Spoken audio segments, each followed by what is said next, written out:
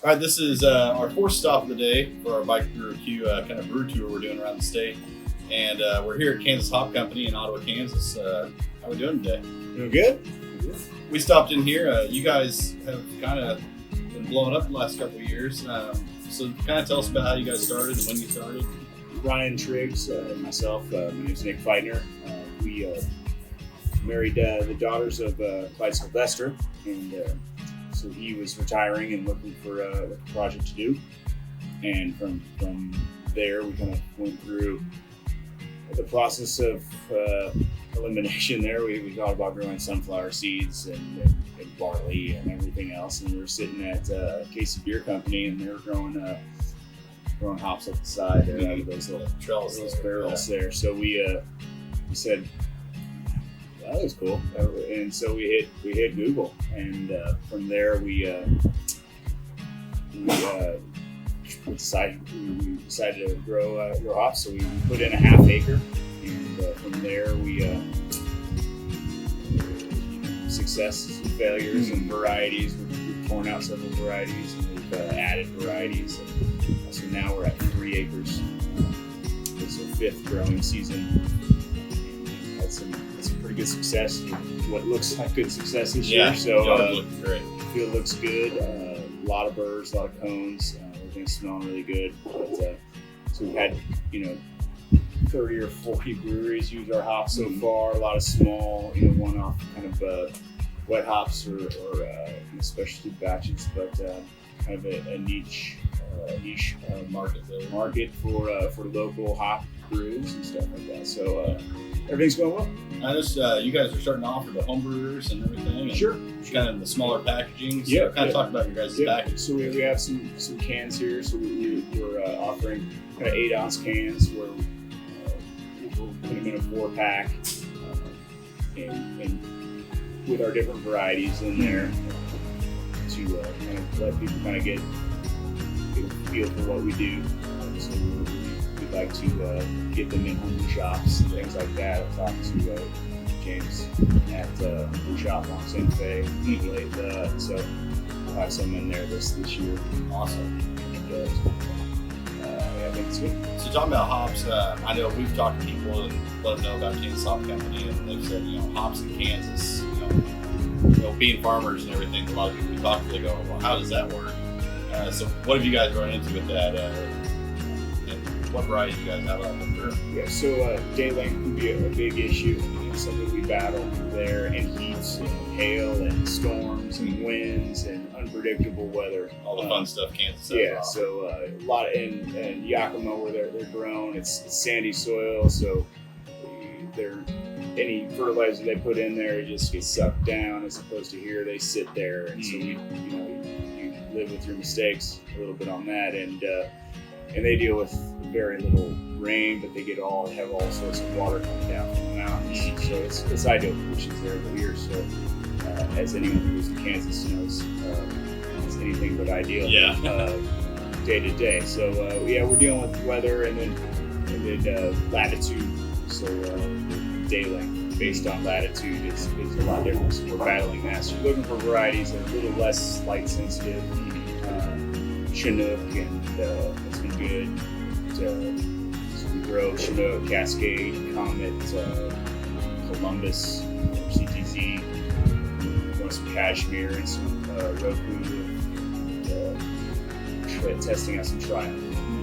So, but on the biggest grow we have is Chinook, and it's kind of biotransformed a little bit, and so to a point where it's kind of changed the flavor, and we've seen this a little bit with Chinook in Michigan and things like that, where it's got a little more pineapple, and so we've been calling it Canuck, just because we can't sell it as Chinook. It doesn't have that pine. Well, it's putting your own spin and having your own product, which is great.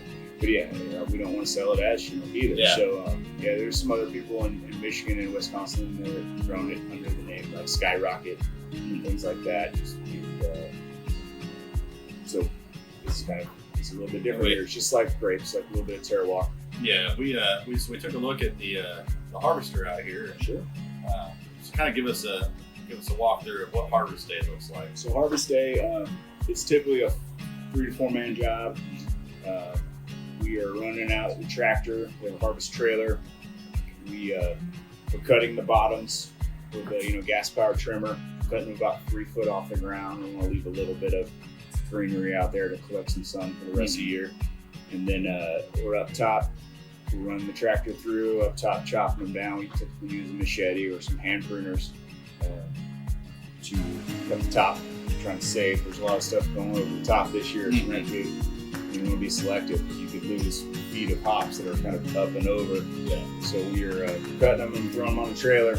And so we're collecting typically a half a row on the trailer and then bringing them back to the harvester. And from that point, I mean, you really once you sever fine, you got about 30 minutes that you want to kind of start cooling them down, start drying them before they start degrading. So we'll run them through the harvester, kind of butt in first. They get sucked in and everything gets ripped off, and it goes through a process of sorting through air and gravity that sucks the leaves or pulls the leaves out. And so you're just kind of debris that's not a hop.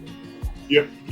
Leaves will suck to the belt and hops roll down, and then it just kind of feeds out the back, and we just a bunch of hops come rolling over that end belt. It's a sight to see. So yeah, it's a heck of a machine out there. Yeah. So we bring hops that come off the harvester. We bring them in and by the sanitized track bucket load, and then we'll toss them on the dryers here. We have 3 big dryers here. We can probably dry probably 3,000 pounds of wet hops on these 3 big tables. So we're drying them. Take a couple days, like 2 to 3 days to dry these things. Suck air through. We blast it out. There's typically that first night that we're doing it literally rains off the ceiling because of the moisture here. So once they're dry, we run them through this here. This is a hammer mill. Just rips them apart, gets them into really fine dust, and then we're running it through the pellet mill here. Just kind of runs them through a guy here. We try to do it as cold as possible to keep oils. Oil's intact, so it's kind of around the corner there. But we try